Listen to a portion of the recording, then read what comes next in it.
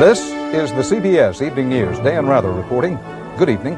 President Bush's veto of an abortion funding bill will stand. The U.S. House of Representatives failed today to muster the two-thirds majority needed to override Mr. Bush's veto of the bill. This is a bill which would have allowed some federal help for abortions for poor women in cases of rape or incest.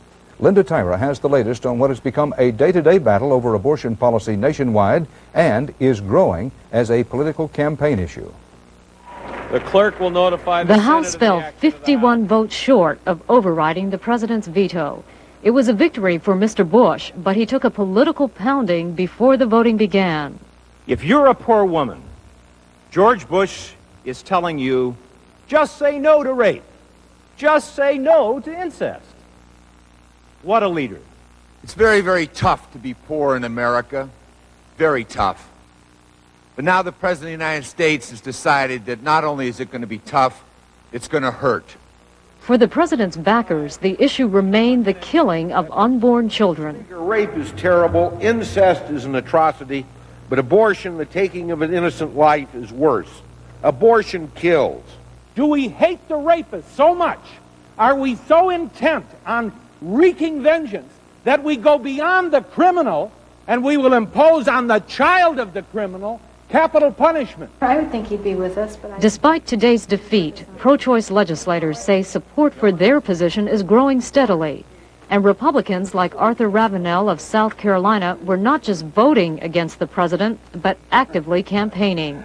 Listen, man, can you find it in your mind and heart to vote to override the president? For Republican Bill Green, who also voted against the president's veto, it was a moment to reflect on the politically unthinkable. I must say, as a Republican, that I fear that President Bush may well have stumbled on the one issue that could cost him re-election in 1992. The pro-choice lobby says members of the House should worry about the same thing, that those who voted with the president today will pay a political price when they try to hold on to their jobs next year. Linda Tyra, CBS News, Capitol Hill. More signs of rapid change in Eastern Europe today. In Hungary, the army began hauling away weapons and equipment of the workers' militia, the huge private army of the Hungarian Communist Party, now abolished by Parliament. In East Germany, the state-run press said the government will soon propose a law allowing all citizens to travel to the West. And up in Finland, the Soviet Union's non-communist neighbor, Mikhail Gorbachev, arrived to demonstrate a new, kinder and gentler Kremlin foreign policy. Our coverage of the changing face of communism begins tonight with Peter Van Sant on the scene in Finland. Soviet leader Mikhail Gorbachev got a warm welcome in Finland today, where his government pledged a good neighbor policy and again said it would not use force to halt the tide of change in Eastern Europe. A new doctrine is in place. It is Frank Sinatra doctrine. Frank Sinatra has a very popular song, I Had It My Way. So Hungary, Poland, every country has its own way, and it is their business. Stressing non-interference is good news for the Finns, who fought an invading Soviet army during World War II. Gorbachev visited a memorial to past leaders and later pressed the flesh with hundreds of Finns. Finland is a model for relations between neighboring countries, Gorbachev told this crowd, but his words were meant to be heard far beyond this small Nordic country. With Hungary, Poland, and East Germany grappling with reform, Gorbachev may be saying, look to the Finland model for answers. Domestic economic freedom in exchange for friendly foreign relations with the Soviet Union. He would like to say, look, if we could do it with Finland, can't we have the same arrangement with everybody else? Finland has a booming free market economy. Western goods are plentiful, but the hidden cost has been forced neutrality and deference to Moscow's view of the world. Some now see that as a fair trade-off. If any East European country had the kind of status that Finland has, then I think it would have cause to rejoice. Tonight, Gorbachev toasted his Finnish host, saluting a unique relationship and at least implicitly inviting other nations to join them at the table. Peter Van Sant, CBS News, Helsinki. For a few days, Gorbachev is taking leave of his own domestic crises. They include a new wave of strikes by coal miners, a political protest against undemocratic election laws, plus worsening food shortages and all that ethnic unrest. Our Moscow correspondent Barry Peterson reports on Gorbachev's winter of discontent. In the heartland of this country, Mikhail Gorbachev's troubles are easy to see. Here in the region of Dagestan, near the Soviet border with Iran, the women scramble for potatoes, stocking up for a Russian winter that could bring food shortages, some say even famine. Here, the men call for a different leader, a leader like Joseph Stalin, whose picture they now display openly. Things were good under him, this shopkeeper says. Adds this man, Stalin had the strength of steel, he kept order. Glasnost has allowed protesters to march right to the Kremlin's front door. Today in Moscow, these people demanded direct election of the country's leaders. The spreading political unrest is prompting Gorbachev's closest advisors to say he must crack down. Gorbachev has stuck to his original argument that you can't have the economic reforms without the political reforms. But some of his own followers are saying that's been a mistake and it threatens his rule. Nowhere is Gorbachev's rule more threatened than in the Republic of Azerbaijan, where Muslims and Christians are locked in a civil war over control of the province of Nagorno-Karabakh. Bridges have been blown up, hospitals are crowded with the wounded. Gunfire is common. There are reports that guerrilla training camps have been set up in the nearby rugged mountains. In Muslim Azerbaijan, there is growing defiance of Moscow's rule. Next door in Christian Armenia, there is anger that Gorbachev cannot stop a Muslim blockade that is cutting off supplies, strangling this republic. This is an area under siege, short of gasoline, short of food, short of everything, it seems, except hatred and bitterness. This man was killed by soldiers during a protest in Nagorno-Karabakh. The funeral procession marched past the tanks guarding government buildings. And authorities fear the escalating cycle of murder and revenge that leads to still more murder, a spreading cancer of violence that Gorbachev and his soldiers cannot seem to cure. Barry Peterson, CBS News, Nagorno-Karabakh. Still to come on the CBS Evening News, correspondent Bob McNamara on why the health coverage issue has thousands on the picket line across the country. And Frank Courier on the loneliest schoolboy in America.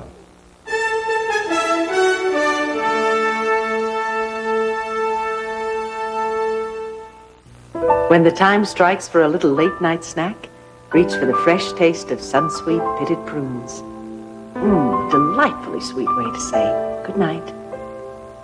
Only one prune tastes Sunsweet. Now, the most important words in pain relief in 100 years. Motrin IB, no prescription needed, for effective relief of headache and muscle ache. New Motrin IB, doctor-recommended pain relief. I've never been that much of a cereal eater, or even breakfast for that matter. But then I read 2 or 3 different articles about oat bran, and I thought to myself, why would you not eat this stuff? Medical reports have shown oat bran can be important to your good health. Kellogg's Common Sense Oat Bran has more oat bran than any leading ready-to-eat cereal. You know, I get up 15 minutes early just so I can do this. New Common Sense Oat Bran, a sensible thing to do. The evaluation committee is in your office. This is my husband, Paul. He's under a lot of pressure. But now he's taking charge of his health, eating right by cutting down on cholesterol and saturated fat. That's why I cook with Puritan, with no cholesterol and proven 94% saturated fat-free. Better than any other kind of oil. Your wife called sneakers before dinner?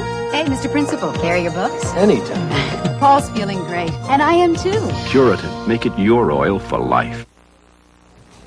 The U.S. Senate today increased the relief package for Northern California, sending a $3.45 billion bill to the House. The official earthquake death toll now stands at 63. The number of homeless is about double earlier estimates, up now to almost 14,000.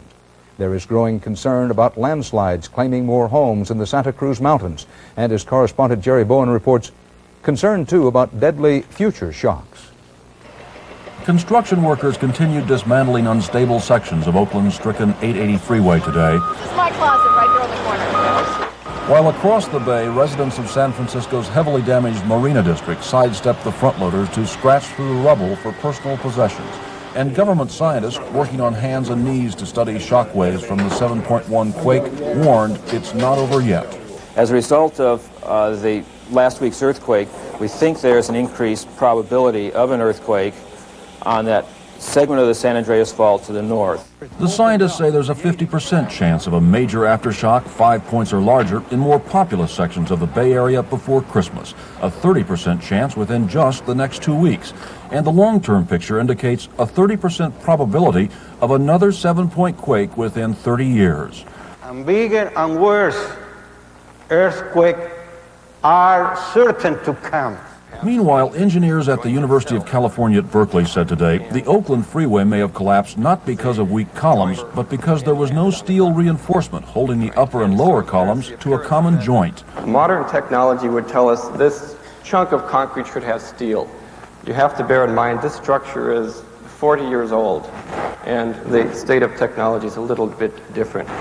The engineers have also concluded that much of the destruction in San Francisco's Marina District is a legacy of the 1906 earthquake. The neighborhood rests on loose landfill that liquefied, turned to jelly in last Tuesday's quake. In some cases, the wet gray sand actually bubbled to the surface. The landfill was originally put in to prepare a site for the 1915 World's Fair, which the city staged to celebrate its rebirth from the ashes of 1906. Jerry Bowen, CBS News, Oakland. A man detained by the Secret Service for 2 hours yesterday and then let go after breaking through police lines to approach Vice President Dan Quayle's motorcade approached U.S. Senator John Glenn today and punched Glenn in the jaw. Glenn had just finished an interview with a Washington television reporter after a tree planting ceremony at the Smithsonian. In my committee tomorrow, yes, we have... This is revelations. Oh, hey, no, God. What are you... Get him, get him. What the hell? The earthquakes that just happened, this is the start of it. The rest of them are going to continue through February. No, it's all right. A cold pack or... That's a good two-shot for you. Yeah. Police arrested 31-year-old Michael Breen of Washington on federal charges of assaulting a member of Congress. No known motive for Breen's actions. A group of Democratic senators told President Bush today he stands almost no chance of getting any straight up or down Senate vote on his idea to cut the capital gains tax, which would benefit mostly the wealthy. Instead, they said Mr. Bush will have to support a compromise, a package likely to include the Democrats' idea of expanding coverage of IRAs, individual retirement accounts.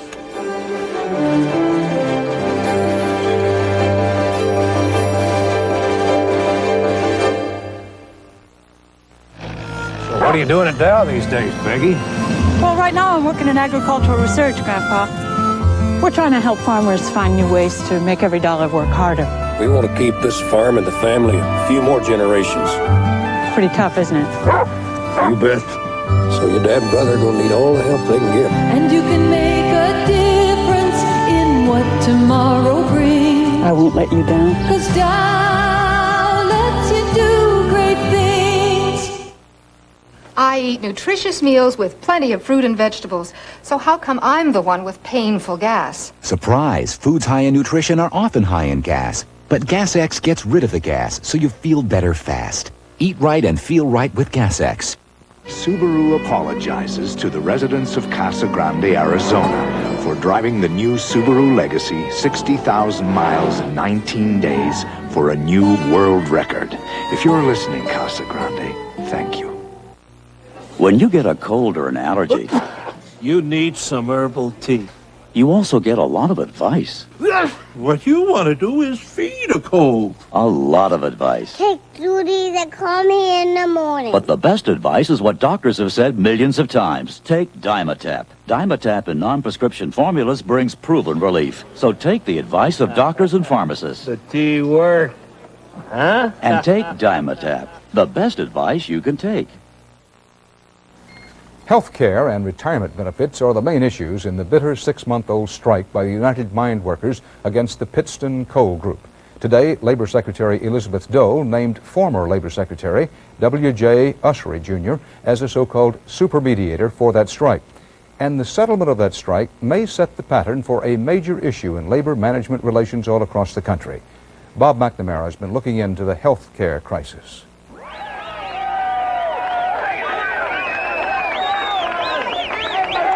From the Appalachian coal country, where a bitter strike now enters its 6th month, To the streets of the Northeast, where 63,000 telephone workers are off the job, the core issue in virtually every major American labor dispute now is who pays for health coverage. It's even the issue in Muncie, Indiana, America's hometown. Insurance. Insurance is a big issue. If I had to pay for that insurance, I'd be in bad shape. At Muncie's Borg-Warner automotive plant, union workers struck last month, the company wanting them to pay a bigger share of health care insurance costs. All we're trying to do is keep what we got. In 1980, less than half of America's big and medium-sized companies required worker contributions to health insurance plans. Today, more than 2/3 of those companies make workers share the costs. And for Borg-Warner's union workers, having to join the trend could take more than $1,000 a year from paychecks. They're robbing you. They're taking it away from you. You earned it. For Jerry and Pat Hafner, with a daughter stricken with a blood disease, they're scared. That's one reason why I went to work for them, is because they had benefits. That meant a lot to you. That meant as much or more than the salary. Worried, too, are Borg-Warner retirees. The news coming in letters saying keeping health coverage could cost some almost as much as their monthly pensions. Did it make you mad to see this? Disgusted. I don't know. Felt like you lost everything. Spend your life there, see, and then turn you out like this, well, you can't go out and get a job. Margaret Connor is another who spent her working life at Borg-Warner. Now crippled by diabetes, company-paid insurance was the last thing she thought she'd ever lose. That was part of my package. My retirement package was my insurance. But while profitable Borg-Warner could well afford to pay the worker benefits as it has in the past, the company's concern is that its rate of profit can't keep up with the galloping costs of health care. Is there any one sector that's gouging here? I really don't know. I don't know that I'm even able to answer the question. Corporate America doesn't want to face the issue of rising health costs. They'd rather pass it on down to the workforce. Today, the U.S. is the world's biggest healthcare spender. And while real union wages have dropped almost 8% since 1980, medical costs went up 90% in the same period. The rise in healthcare costs represents a redistribution of income, of wealth, to the medical, what I call the medical industrial complex. The major pharmaceutical companies, the major medical equipment manufacturers, the health insurance companies, the profit-making healthcare institutions. To American labor, the healthcare crisis, like the crisis of foreign competition, is a one-way street. A street that, for them, leads to a lower standard of living. Bob McNamara, CBS News, Muncie, Indiana. Amid U.S. consumer concern about food safety, President Bush reportedly will propose some new regulations tomorrow. One is said to allow the U.S. Environmental Protection Agency to act more quickly to remove pesticides and other chemicals in foods believed to pose a health risk. But some environmental groups say they are against other changes Mr. Bush is expected to propose, such as relaxing allowable levels of some chemicals and discouraging states from imposing tougher pesticide laws on their own.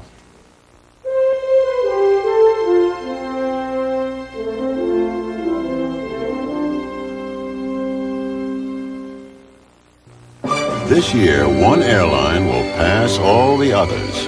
We'll have 70,000 more departures than Delta. We'll have 120,000 more departures than American. We'll have 400,000 more departures than United. In fact, this year, U.S. Air will have more departures than any other airline in the free world. So if we sound like an airline that's really taking off, you don't know how right you are. U.S. Air, America's most frequent flyer. What pain reliever has been recommended by doctors over 35 million times? Advil. Advil gives you the kind of strength you want. Just one Advil is as effective as 2 regular strength Tylenol. And when you really hurt, 2 Advils stop the pain fast. Yet, as strong as Advil is, it's gentler to your stomach than aspirin. Before, there was only this or this, but today, there's Advil. Advil, advanced medicine for pain.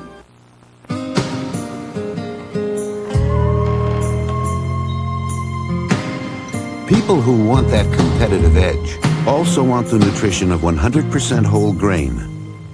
but of these leading cereals, only Wheaties is made with 100% whole grain. So only Wheaties gives you whole grain nutrition. Better get your whole grain. You better eat your Wheaties. Now with 25% less sodium than before. New terror by Colombia's drug thugs overnight. A car bombing in Cartagena, Colombia's leading tourist town. The blast damaged a building site but caused no injuries. The attack came hours after Colombia's government said it would continue extraditing accused drug traffickers to the United States. CBS News correspondent Richard Schlesinger looks tonight at how some Colombian journalists have put their lives on the line by taking an editorial line against the drug and violence pushers. Maria Jimena Dusan is 30 years old. She's the foreign editor of El Espectador, a major Colombian newspaper, and she's a marked woman. I had 3 years ago an attempt on my life, and a bomb exploded at my home. And since then, I've been, sort of a target for the narco traffickers. El Espectador has attacked the narco traffickers with words, and the narco traffickers have struck back with bullets and bombs. Last month, a truck filled with 200 pounds of dynamite exploded outside the newspaper's Bogota office. Before the bomb, the drug gangs killed the publisher, a reporter, and the paper's lawyer. El Espectador still publishes daily under armed guard. Reporting has become one of Colombia's most dangerous professions. Right now we are all threatened, from the, editor-in-chief till the girl who brings us the coffee. The day after the bombing, El Espectador hit the streets with this headline, Seguimos Adelante. That translates roughly to, we'll keep on going. It was a direct challenge to the drug traffickers. And within weeks, 2 El Espectador employees were murdered in Medellin, capital of Colombia's most violent cocaine cartel. Nowadays in Medellin, El Espectador is distributed under police protection by a man who lives under an assumed name in several different hotels. The paper's only employee left in Medellin says all the workers of El Espectador are united, but that unity has its price. Some advertisers have been scared away from the paper by threats from the cartel, and it will cost about $2.5 million to repair the bomb damage. The reporters of El Espectador know they could still lose their fight with the drug lords. If I realize that I'm not being a journalist, that I can't run stories, that I can't, that I'm so afraid that I can't say what I am thinking, I would stop if they don't stop me first. On the day we visited El Espectador, the headline seemed eerily familiar. It was about another bombing at another newspaper in another Colombian town. That newspaper had also dared to take on the dope dealers. Richard Schlesinger, CBS News, Bogota. Mary McCarthy, the author, died today of cancer in New York City. Mary McCarthy was 77. A prolific essayist, journalist, and novelist, she is perhaps best remembered for her 1963 novel, The Group. I tell my dad I'm buying a new car, and he'd say, "Suffer and sluggitash, get a sensible car. Get a comfortable car. Doc, get a gorgeous car. Get a reasonably priced car." So I did! A Cutlass Sierra. Great when you buy it, drive it, trade it. What more can a family want? This is not his mother's automobile. That's all, folks. Now get up to a $1,600 cash bonus on a 1990 Cutlass Sierra. See your Olds dealer today. Bran muffins have more fiber than almost anything. Except prunes. Prunes, the high-fiber fruit. Doctors measure back pain by how far you can bend. Extra Strength Dones is made for back pain relief with an ingredient these pain relievers don't have. Dones makes back pain go away.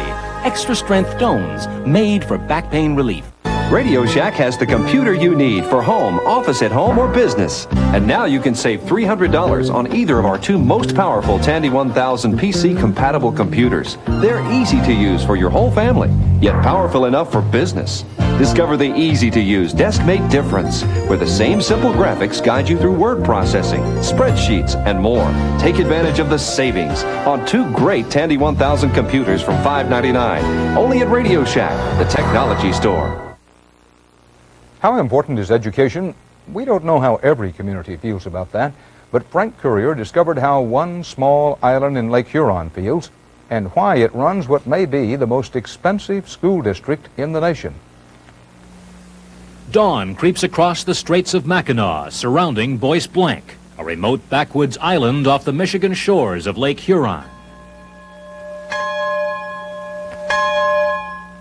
And the bell signals another school day for 7-year-old Brandon Schlund, who begins the morning like students everywhere. With liberty and justice for all.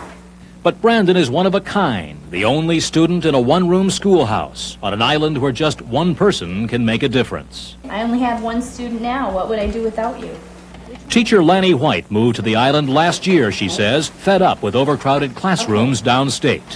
What other letters or letter could we put in front of if? Teaching the basics 6 hours a day, one-on-one, White says, is a challenge. Except to go to the bathroom, we're together all the time. Recess, lunch, the whole shooting match. What do you suppose it would be like if there were a whole bunch of kids in your class? I don't know what it would be like. Brandon's parents are among only 42 year-round islanders. They make their living deep in the woods, running a maple syrup operation. Clover Schlund attended the same one-room school 30 years ago. There were never more than 14 students at a time in school, she says, and only once before, in 1954, was there just one. It kind of brought back memories to me that he was kind of carrying on and doing the same thing that I used to do in basically the same manner. People here say it's not just the smallest, but the most expensive school system in the nation. County taxpayers will spend $60,000 this year to put Brandon through the 2nd grade, and yet few here complain.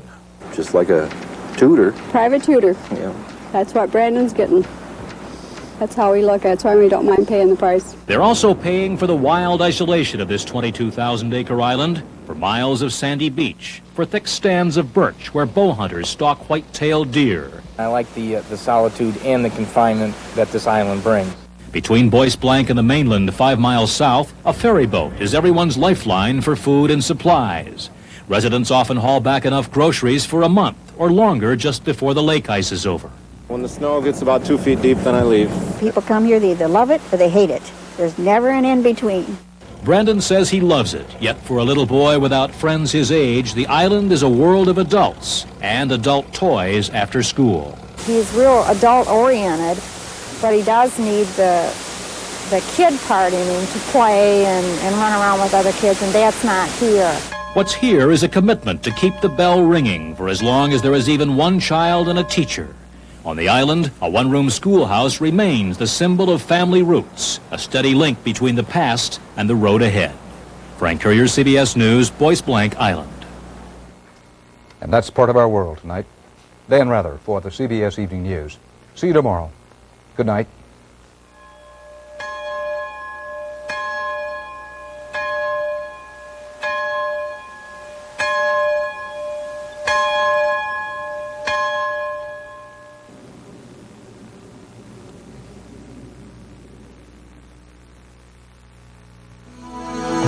Cosmopolitan called it innovative.